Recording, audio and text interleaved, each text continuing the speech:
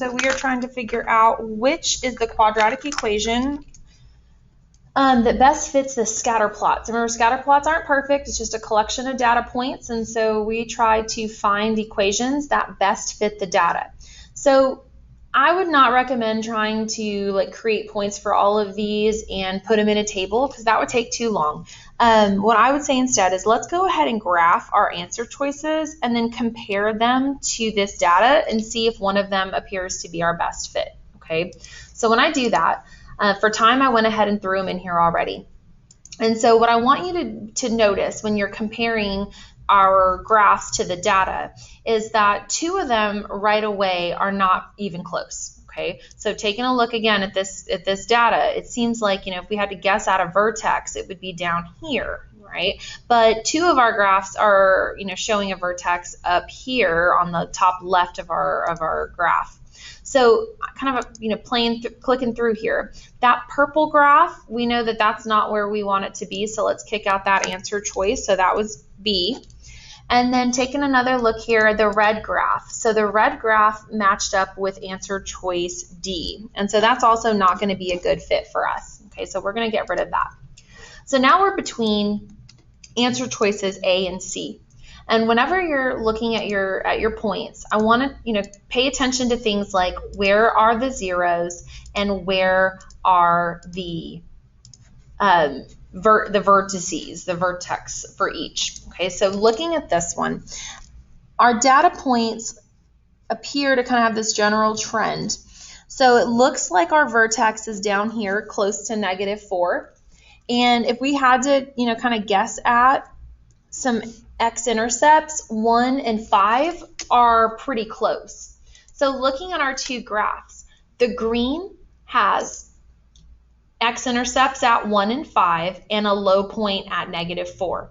So that's a better fit, just comparing it to our data, than the black curve. So we would go with answer choice A. Okay, that is our best fit based on our picture.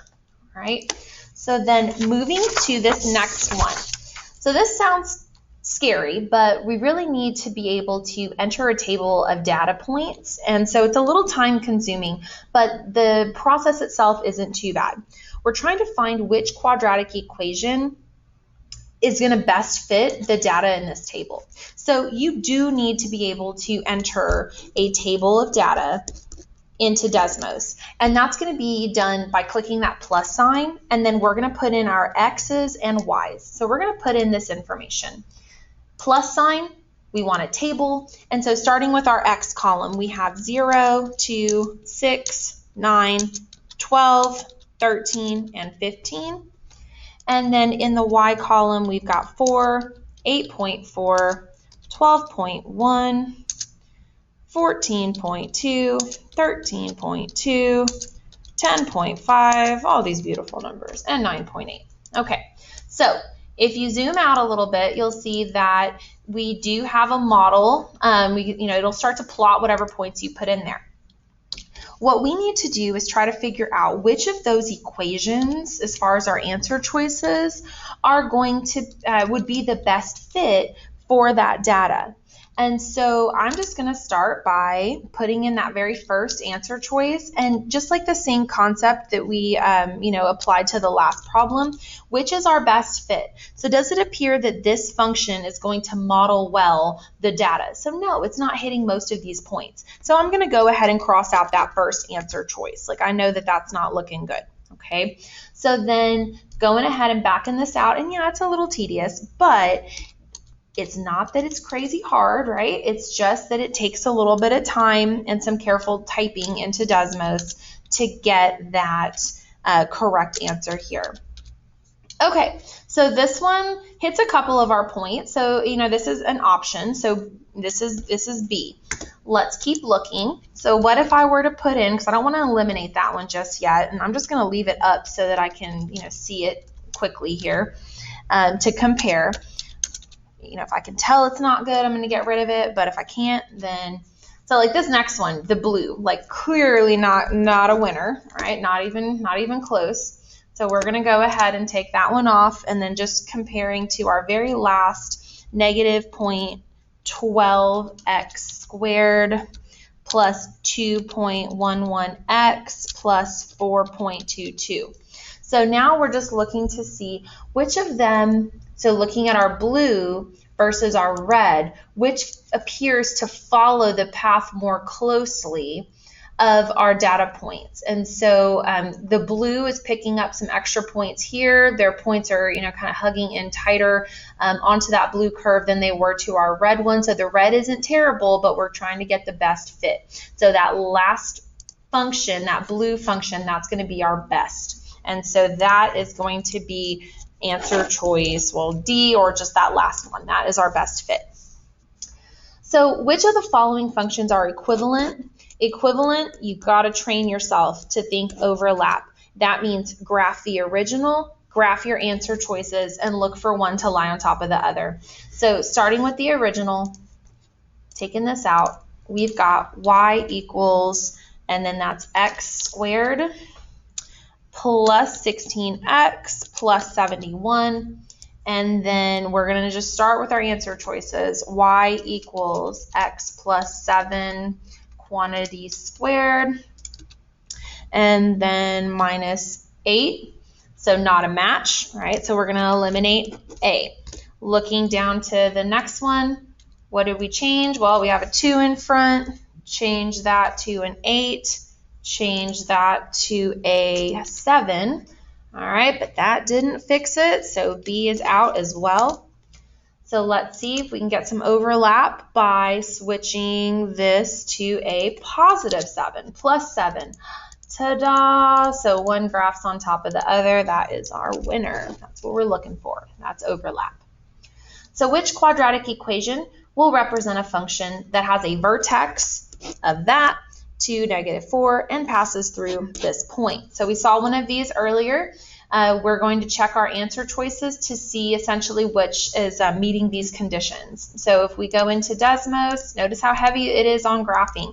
We are using the visual over and over again to make these determinations. So we're checking the graph and seeing, using what we know about what the question is asking us to determine whether or not these things are true. So we wanted a point of 2, -4 as the vertex. That is true for this first one. But does it pass through a point 3, -7? So you can check the table by clicking the gear, convert to a table. And so 3, -7, it's on there. So that is correct. Okay, so we know that that is true. So let's be careful though. Let's check our answer choices. So we know that this works, hits both of these conditions. I would normally pick that if there wasn't this one, right? This says both A and C are equivalent and represent the parabola.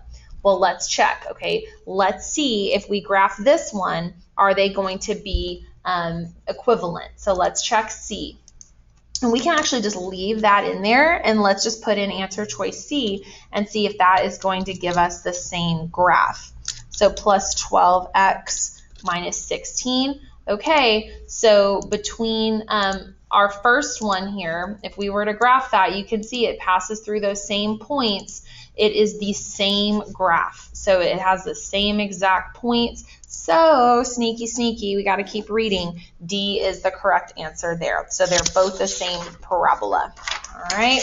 And lastly, another equivalent. Which of the following equations are equivalent? Equivalent, train yourself. Overlap. Okay, that's what you're looking for. Graph the original, graph your answer choices, and look for overlap. So kicking these out, I've got y equals 3 parentheses x plus 5, closes parentheses, quantity squared, plus 7. So that's my original.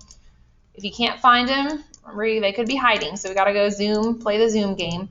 So I'm looking for another parabola that's going to have that same path. I'm going to graph my answer choices and look for some overlap. So looking at the first one, not looking great. Oh, close, but then we've got that, it's too narrow, right? So that's going to be one that we're going to go ahead and eliminate. So the next answer choice pulled the 3 to the front and changed what was in here to a 25. Okay, are these overlapping now? So I have to zoom out. It was sneaky, right? At first we didn't see it, but do you notice when I was clicking, it didn't light up the other color? So when I clicked this one to like kind of, disengage it and bring the other one up, this didn't turn black. So that's how I knew, like, okay, their black one isn't graphing on top of it because the color wasn't just switching back and forth. So no, not a winner. All right, so we're going to take this out. The next answer choice has 3 leading then x squared plus 30x plus 82. Okay, so here we go. If I click between these two, you see how they're just changing colors? That tells us that they are the same. So there is that overlap there. So looking at our answers, it should be C. Okay, so always looking for that overlap.